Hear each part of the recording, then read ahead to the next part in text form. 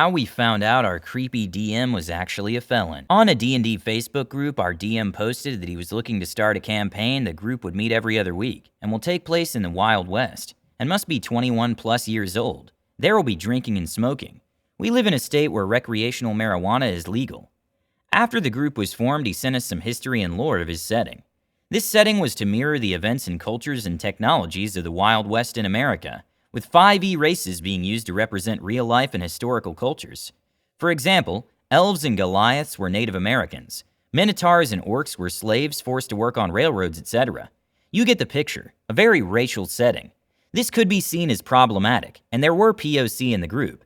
This could be seen as offensive, but all this knowledge was known before our first session, so we all joined the group willingly. Session 0, we met at a local game store to create characters and go over backgrounds.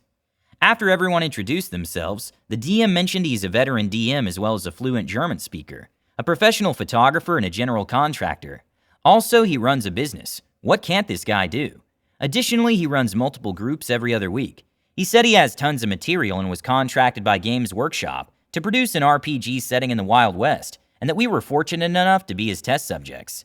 The Session 0 group consisted of Fighter, male, Monk, male, Cleric, female, Paladin, male, Bloodhunter, male, Druid, female, with Fighter and Druid being new players.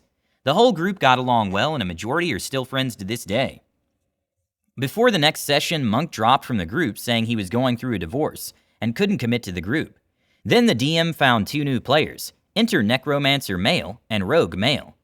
Session 1, the group was tasked with gathering information on disappearing citizens in a large city. It was believed that a crime lord was kidnapping people for experiments. Let's call the crime lord JB.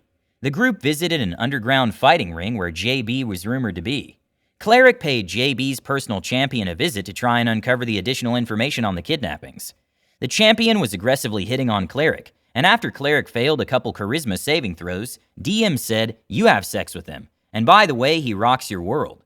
A major red flag. A DM should never take away player agency, and even worse, make them sleep with an NPC. Then the party escaped the fighting ring, knocking out a couple guards on the way and even stuffing one into a bag of holding. Next session, the DM brought in a new player. Enter Barbarian female, 18 years old. I bring this up because the DM's original post said you must be 21 plus. Barbarian is a new player and was looking to join a party on the Facebook group. The DM reached out to her and they met over coffee to go over her character. The DM is almost 50 years old and this seemed a little weird. Don't get me wrong, Barbarian was a great addition to the group and an excellent role player. It's just weird to me that the DM went against his own rules to seek out a minor to join the group. Also, in the session, the DM had the party visit a brothel to acquire an elixir that could wipe the memory of the guard we had stuffed in the bag of holding. The DM roleplayed some rather sexual experiences with the group, Barbarian included. He also had NPCs hit on Barbarian. For example, a gnome shopkeeper who was obsessed with her Goliath size and boobs. He gave her a discount on goods if she would cradle him like a baby close to her breasts. This was her first session ever. Also important to mention again that we had 3 brand new players to D&D. They often needed help with their characters or reiterations of the rules when it came down to combat. Almost every time we tried helping a player, the DM would lecture, "Guys, quit metagaming," and we'd argue that we're just helping the newbies. DM would still insist, "Yeah, but it's still metagaming." Oftentimes we were found helping our players either when the DM was away or busy with another player. A few sessions pass and the group finds the kidnapped individuals in a warehouse. They escape with them through the sewers while being pursued by JB and his men. The group was tasked with bringing these kidnapped NPCs to a refugee camp outside of the city. Paladin had to miss a few sessions for personal reasons. Not to worry, the DM still used Paladin's character in the next session, without Paladin's consent, of course. Next session, JB sent a group of trained mercenaries after the group. The DM had Paladin, players not present, stay back and keep a lookout for the NPC group following them. He had his sending stone to alert the party if he saw anything suspicious. Eventually, the mercenary group captured Paladin. With a gun to Paladin's head, the mercenaries confronted the group of PCs and offered Paladin's life in exchange for the kidnapped NPCs. The party initiated the combat in an attempt to save Paladin. As a reaction, the mercenary leader put an Eldritch Blast-powered bullet in the back of Paladin's head. Paladin was dead. A note about Paladin. Paladin was a beloved character of the group. He was your typical lawful, innocent good boy that did everything by the book. He was role-played very well with a hilarious character voice. Paladin will be missed. The PCs barely survived this encounter. They made it to camp and tried to revive Paladin, but Necromancer took Paladin's soul while everyone was asleep. A story for another time. Necromancer deserves his own story. Once Paladin's player returned to the sessions, he was made aware of his character's death and re-rolled a ranger. Also, Bloodhunter's wife joined the party. Enter Bard. The group then wanted to take the Paladin's body to his father, who is a leader of the church. On the way, the party encounters a carnival. A majority of our campaign was spent at this damn carnival. The party checks out the carnival and physically can't escape because of demon magic. The carnival was run by demons and did not let people leave. They used captured people for sacrifices or turned them into carnies/attractions if they were deemed worthy. Most of the party became charmed by the demons and had to do what the DM said. Funny thing is that Rogue made a comment about taking away player agency when failing charisma saves in a prior session. Now the party is being magically charmed left and right. Druid escapes to tell Paladin's dad about what happened and to get help. Bloodhunter murders a ton of demons escaping from captivity, which was a really cool scene. This leads us to the end of this campaign. Throughout the campaign, Necromancer has been collecting bodies and souls to raise an army of the undead. Necromancer makes a deal with the demons, and the demons give him powers. All of this is happening on the side between DM and Necromancer away from the table, so no one besides DM and Necromancer knows what's going on.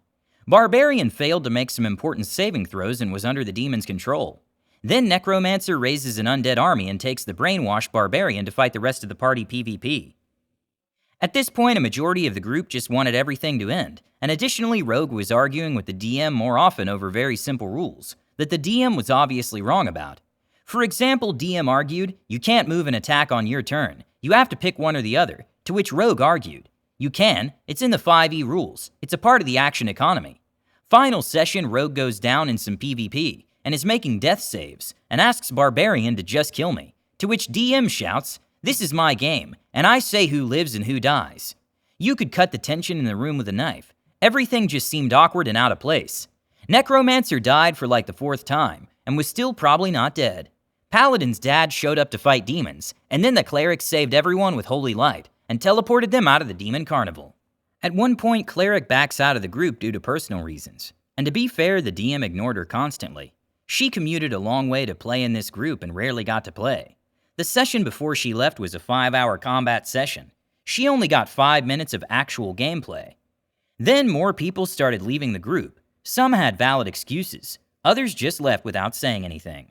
Apart from the incidents that I mentioned, there were other issues with the DM, many of which were just blatant lies. Examples include: Fighter was a brand new player and sometimes his turn would take longer than others because he was trying to figure out what to do, as most new players do.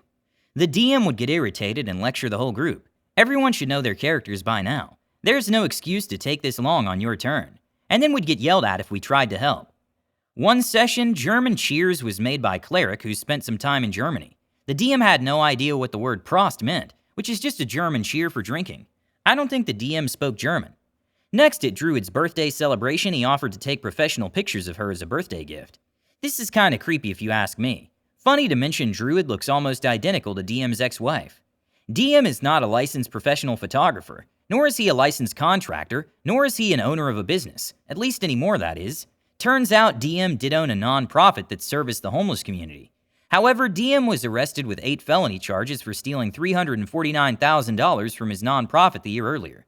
This wasn't known to the group until a player Google searched DM's name. His mugshot was the first thing that popped up along with a TV news segment about him. Also, I highly doubt Games Workshop was working with the DM on a setting that mostly took place in a carnival. Also, Games Workshop wouldn't use 5e as means of playing the setting. They have their own game system. The campaign was very not Western. We were in a metropolis or a carnival most of the time. The DM did minimal role-playing so the world never felt immersed, unless it was to hit on our female players. Then DM role-played. Physically picking up Druid to prove some kind of point about weight? Farting. OMG, the farting he would constantly rip in front of people at the table and wouldn't leave to use the restroom. People were constantly ignored or their turns just outright skipped.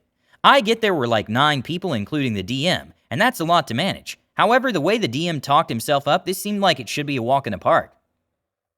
After leaving the Wild West D&D group, some of the players started a new group and are still playing to this day, and a lot of close friendships were made.